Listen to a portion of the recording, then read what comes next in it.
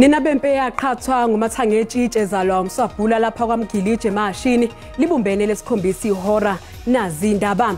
Wena uzanendlebe thina sozana indaba. Nazi ezinohlonzi. The state of Israel shall take all measures within its power to prevent and punish the direct and public incitement to commit genocide in relation to members of the Palestinian group in the Gaza Strip. Inkantolo zobulungiswa yamazwe omhlaba isiyalelela kwa-Israel ukuba liqhamuke nemizamo ephuthumayo yosizo oluzolekelela isimo senhlalo kubantu baseGaza njengoba liqhubeka nokuhlasela ePalestina. At the end of that discussion, after the report, we will make a public political statement of the ANC. Unobhala jikelele we-ANC ufikile embalula uthi iqembu lizodingida udaba lokuthi uJacob Zuma ngabe umnguphi ngempela ku-ANC emhlanganweni wesigungu esiphezulu oqale namhlanje eBoksburg. Morocco is another level also. So they proved it on the World Cup, last World Cup in Qatar. They becomes a very good team with very good players. Bafana izobe ibheke kumangaza abaningi uma itholana phezulu neqembu elithwele ngeqoma iMorocco emqhudelwaneni weAFCON ngolesibili olizayo.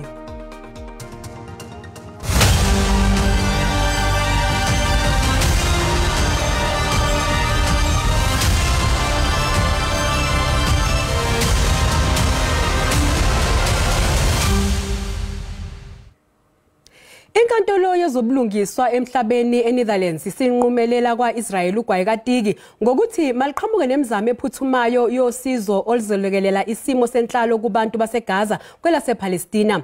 Le nkantolo namhlanje ntambama ivune isicelo safakwa uhulumeni waseNingizimu Afrika njengoba lakuleli lisola izwe lakwa-Israel ngezenzo zodlame abathi-ke zihlose ukubhubhisa isizwe esifundeni saseGaza.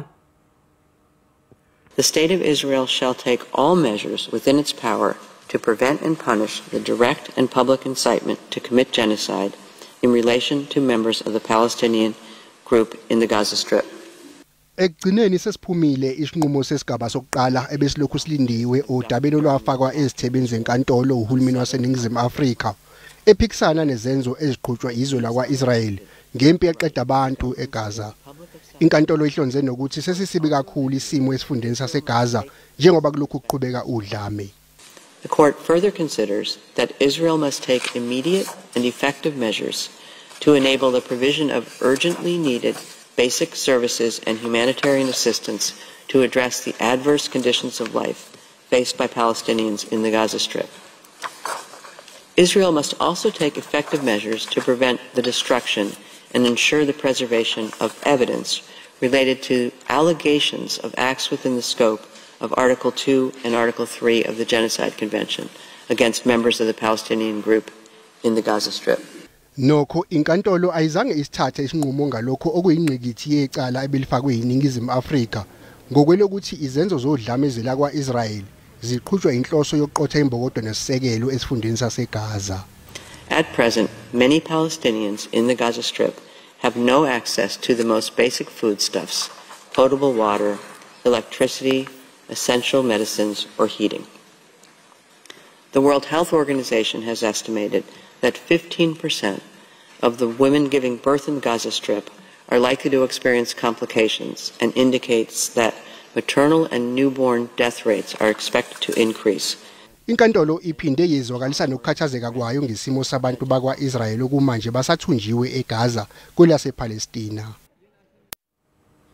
Umengameli wezwe uCyril Ramaphosa uthi simgculisile isinqumo senkantolo ezobulungiswa emhlabeni mayelana nodaba lwempi ephakathi kwezwe lakwa-Israel neHamas. Le nkantolo ibekele izwe lakwa-Israel umgomo ukuthi lithathe inyathelo ezizoqikelela ukuthi akubulawa umuntu eGaza. Hlazi ngama-29 kuzibandlela nyakenye lakuleli lanqumo ukuvulela izwe lakwa-Israel icala mayelana nobudlova balo elibenze eGaza. Namhlanje njengoba inkantolo ezobulungiswa emhlabeni ese-The Hague eNetherlands ikhiphe isinqumo, owengameli lakuleli uCyril Ramaphosa usamukelile lesi sinqumo sayo inkantolo. Earlier today, the International Court of Justice in The Hague in the Netherlands issued a ruling that is a victory for international law, for human rights, and above all, for justice. Ngokusho kukaMengameli, esinqumweni sayo inkantolo iqinisekise ukuthi yenze okuyikho eNingizimu Afrika ngokuyisa izwe lakwa-Israel enkantolo yize ngesiyingxenye yempi eseGaza. Le nkantolo ibeke umgomo wokuthi izwe lakwa-Israel kufanele liqinisekise ngokusheshsha ukuthi kuyanqandwa ukuqhubeka kokubulawa kwabantu eGaza.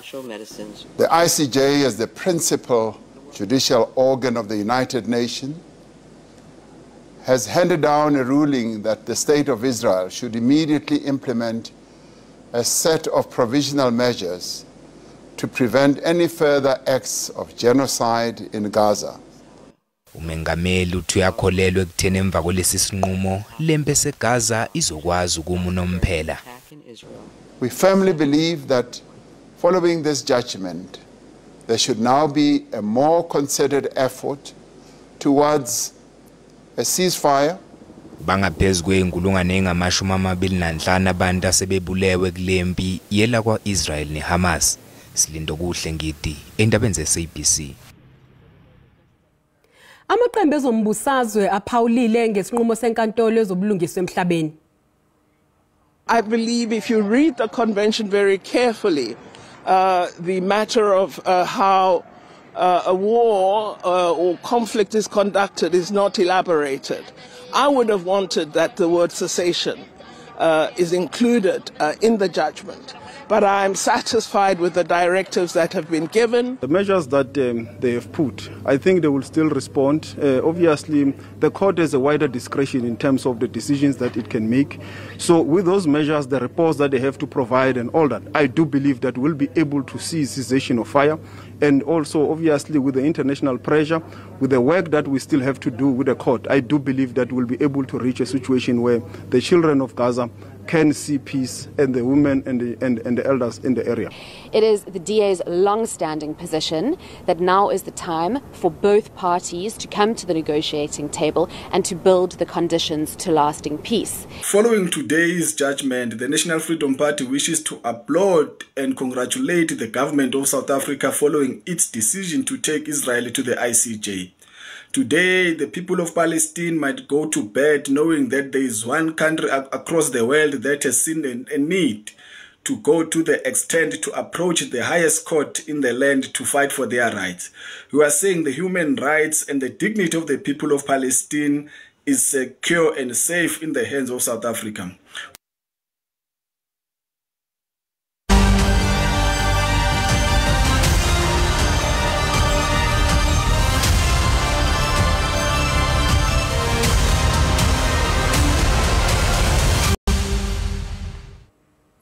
Unobhala jikelele we-ANC ufikile eMbalula uthi iqembu lizodinga idudaba lokuthi uJacob Zuma ngabe ubinguphi ngempela ku-ANC emhlanganweni wesigungu esiphezulu oqala namhlanje eBoksburg eMpumalanga yeGoli. Lokhu kulandela ukuthi uZuma amemezela ukuthi angeke ayikhankasele i-ANC nanokuthi uzokweseka iqembu lezombusazwe elisanda kusungulwa umkhonto wesizwe okhethweni oluzobanjwa kulonyaka. Umhlangano wesigungu esiphezulu seqembu i-ANC obanjelwe eBoksburg eGoli uzomiswa okwesikhashana kusasa. Unobhala jikelele we-ANC ufikile eMbalula uthi lokhu kungenxa yokuthi iphini likaMengameli we-ANC uPaul Mashatile uzokwethula inkulumo kusasa emngcwabeni welungu le-ANC uViolet Siwela okumenele ngesonto eledlule. The NEC will adjourn later today and will reconvene on Sunday to attend the funeral tomorrow, a funeral which will be addressed on our behalf by the Deputy President of the ANC. I-ANC kulindeleke ukuba ikhiphe isinqumo sayo malungana nowabe engumengameli wezwe uJacob Zuma. Kuzokhumbuleka ke ukuthi ngenyanga edlule uZuma wamemezela ukuthi uzokhankasela iqembu lezombusazwe elisanda kusungulwa umkhonto wesizwe. Ekhuluma nabezindaba eBeachwood Hotel namhlanje, unobhala jikelele we-ANC ufikile eMbalula uthe iqembu lizomemezela isiphetho salo ngoZuma ngesikhathi esifanele. Most of you will be interested on the MK party and President Zuma. We will reflect on that. And at the end of that discussion, after the report, we will make a public political statement of the ANC, post the National Executive Committee, also in relation to what will be our attitude, what is our attitude towards that party and President Zuma. Kulenguyazana yesigungu esiphezulu seqembu kuzophinde kubhungwe ngesimo seqembu kanye nomqulu wezethembiso zokhetho. Mbukelisi sathi quwe tolo kanti masibuya sokuphathela udaba oluthi siyaphoqeleka njengabazali ukuthi sishiye konke esikwenzayo emakhaya sivale imizi yethu siphelezele izingane. Kuphazamisekile ukufunda nokufundisa esikoleni Amandlalathi Primary School eDududu kwaZulu Natal ngemva ukuthi iguguleka amabhloho amahlanu axhumana nesikole kanye namadolobha aseduze ngesikhathi kunesikhukhula.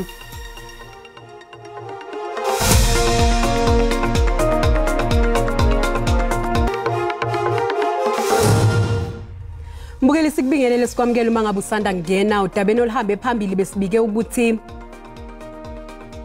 Inkantolo yezobulungiswa yamazwe omhlaba isiyalelela kwaIsrael ukuba liqhamuke nemizamo ephuthumayo yosizo oluzolekelela isimo senhlalo kubantu baseGaza njengoba liqhubeka nokuhlasela ePalestina.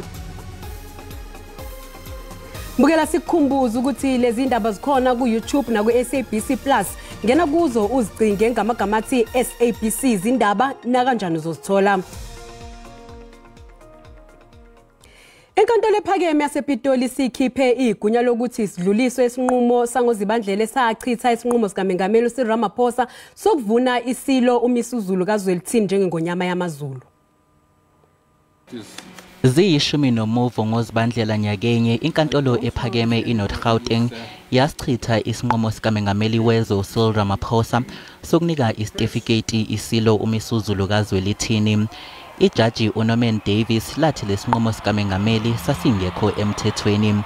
Laphindela kubeka kwacaca-ke ukuthi isicelo esasilethwe kulona esokuthi libheke ukuthi kwakusemthethweni yini ukuthi uRamaphosa akhiphele isitifiketi isilo uMisuzulu.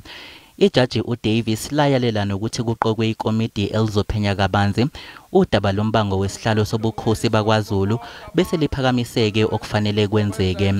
Ngaphezulu kwalokhu-ke laphindela yalela uRamaphosa ukuthi kube uyena yedwa okhokhela izindleko zecala ngoba nguyena owathatha isinqumo. Likhipha isahlulelo esingamakhasi ayishumi yizolo. Ijaji uDavis liphawule ngokungabibikho kwamathuba okuphumelela ekudlulisweni kwesinqumo ngalesikhathi. Inkantolo-ke ithole ukuthi kunezizathu ezibambekayo zokuthi lesinqumo kufanele sidluliswe enkantolo yokwedluliswa kwamacala. Ijaji lenkantolo ephakeme elisamisiwe esikhundleni uNana Makhubele utshela isigcawu sezokwahlulela namhlanje ukuthi akazange asifake isicelo sokwengamela njengosihlalo webhodi leBrasa. Makhubele ubeqhubeka nokwenza izethulo zakhe zokuziphendulela phambi kwesithangami esilalele udaba lwakhe lwensolo zokuthi wephula umthetho ngokuthi avuma ukuqoka njengejaji lenkantolo ekubeni engusihlalo webhodi lenkampani engaphansi kwamabhizinisi ombuso. Sezokwahlulela ijaji uNana Makhubele ubelandisa ngokuthi kwenzeka kanjani wagcina eseqokela kwesikahlalo webhodi lePrasa.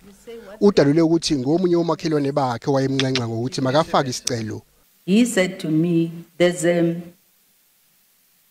the Minister of Transport, who, by the way, I don't know, I had never met him,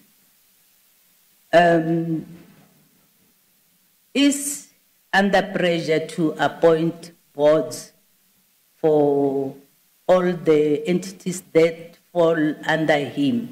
Uphinde watshela lesisigcawu ukuthi lo makhelwane wakhe ongadalulwanga waphinde waqhubeka ngokumpheka ngentshisekelo yesikhundla kwaPrasa. I said to him, I think I'm done with practice, and I've already filed my application to the JSC. Ukuhlala kwalesi sithangami iJudicial Conduct Tribunal kuguqile namhlanje. Kuzobuyela esigcawini mhla zi-7 ngenyanga ezayo. Bagwetshwe iminyaka engamashumi-30 bebhadla ejele abelisake abane abalahlwa icala lokubulala usomabhizinisi waseNorth West uWandile Bozwana.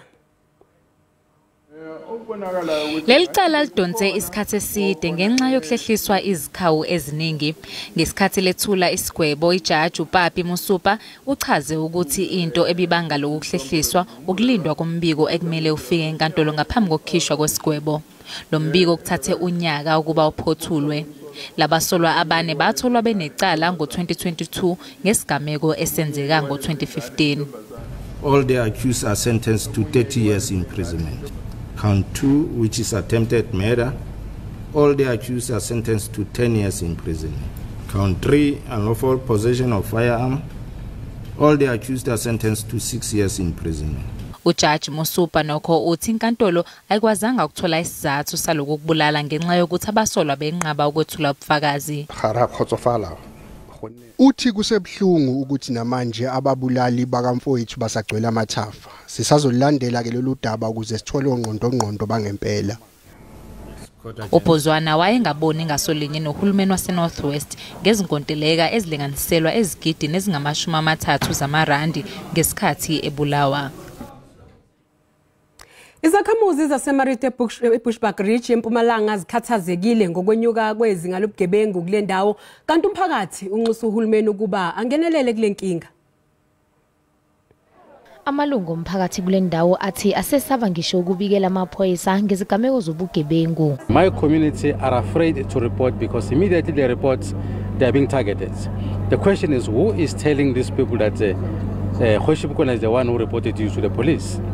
And we are hopeful that today maybe our ancestors and our God will hear us because people are living in fear in this area. Kanti ukhomishana wamaphoyisa kulesifundazwe uSemakaleng Manamela unxusa amalungu omphakathi ukuba sebenzise ezinye izindlela zokubika ubugebengu. Sandboxes are all over. All the stations of Mpumalanga, the suggest sandboxes are there. So because we are not interested more or many in names, but we are interested in information. So even the informers that we are having, if the information is concrete, we do have the witness protection that we are ordinarily giving to the community. So there is no need to panic when the information is there. Izikole eziningi seziphenduke izidleko zobugebengu kanti nabafundi bayizisulu zabo. Sekuhlonzwe ithimbe lizoqapha ngesolokhozi kulomphakathi. Bambezelekile ukufunda nokufundisa esikoleni Amandlalathi Primary School eDududu ogwini oluseningizimu nesifundazwe KwaZulu-Natal. Lokhu kuze ngemva ukuthi kuguguleke amabloha amahlanu axhumana nesikole kanye namadolobha aseduze ngesikhathi kunezikhukhula ezidale umonakalo esifundazweni. Izimvula ezinamandla zakamuva KwaZulu-Natal ziphoqa izingane nothisha baseMandlalathi Primary ukuthi bangayi esikoleni isonto lonke emuva wokuthi umfula useduze udle ubhedu wacekela phansi amabloho amahlanu abheke esikoleni. Abanye abafundi abasebenzisa izithuthi zezikole bayaphoqeleka ukuthi bahambe amabanga amade bawele umfula ogudla le ndawo yaseMandlalathi uma beya noma bebuya esikoleni. Siyaphoqeleka njengabazali ukuthi sishiye konke esikwenzayo emakhaya, sivale imizi yethu, siphelezele izingane ukuze senze sure ukuthi ngempela zifika iphephile esikoleni. Amalungu omphakathi athi izimota sakwazi ukuhamba futhi nezinsiza ezifana namakliniki angomahamba nendlwana nama-ambulensi azikwazi ukufinyelela kwezinye izindawo. Angazi basizoqala isonto lempela nyanga ukuthi kuzokwenzwa kanjani ngoba abogogo nabomkhulu izikhungo zokuholela izibesheli uhulumeni waziqeda kodwa bahamhola emabhenki. Ngo-2022 babesithembisa bazifakela ama-bridge bazosenza ama-bridge namanje akaze kwenzeke. Umnyango wezokuthutha esifundazweni uthi uzobeka phambili izindawo ezinemigwaqo ecekelwe phansi izimvula ezinamandla. So endaweni yaseDududu likhona ithimba likhona njengoba sikhuluma liyabheka lo engineer lokuthi yini ezodinga ukwenza ukuthi siphuthumise ukuthi impilo ibuyele kwejwayelekile. Kwezinye indawo uthola ukuthi ibridge alilimele kodwa kumuka inhlabathi kuzodinga senze lokho okuthiwa i-backfill ukuthi sifake okhonkolo emaceleni bese sibuyisela inhlabathi. Ngingononhlakanipho Magwaza ezindabeni ze-SABC eMandlalathi eDududu. Kuboshwe abantu ababili kwathi abanye basala belimele ngesikhathi zakhamuzi zakwanyuswa KwaZulu-Natal zikhetha ukubhikisha zikhala ngokushaya indiva kwezidingo nqangi zomphakathi.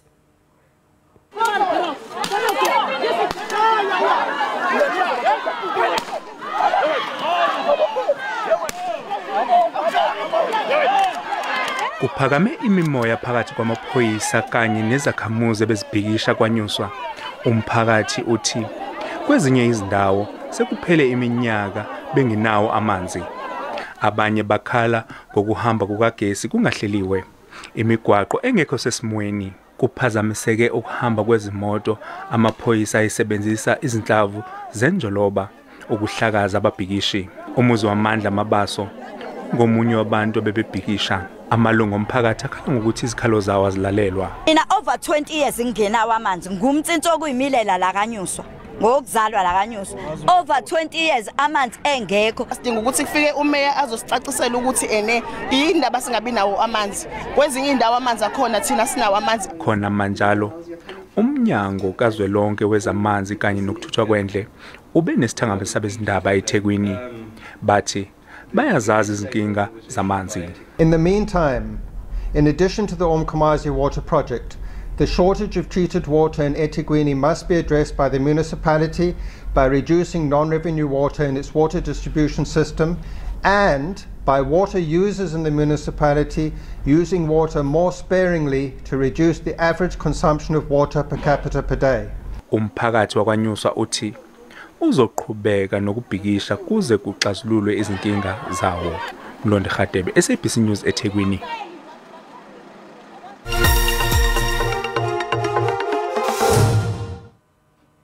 Beluphezulu uhwebo lerandi ezimakethe namhlanje. Lingu 18.74 uma liqhathaniswa nedola laseMelika libe ngu-23.88 kupondo kanti lingu 20.37 ku-euro. Ipula laseBotswana libiza 1.37. IJSE ivale inkomba Isabel iphezulu.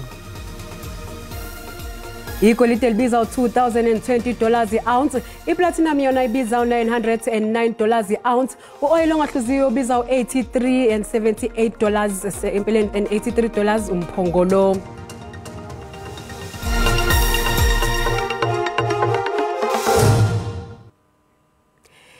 Bafana izofuna ukumangaza abaningi futhi ke emqhudelwaneni weAfcon eIvory Coast uma isitholene phezulu neMorocco emidlalweni omkhumula jezi eSan Pedro ngolesibili ebusuku.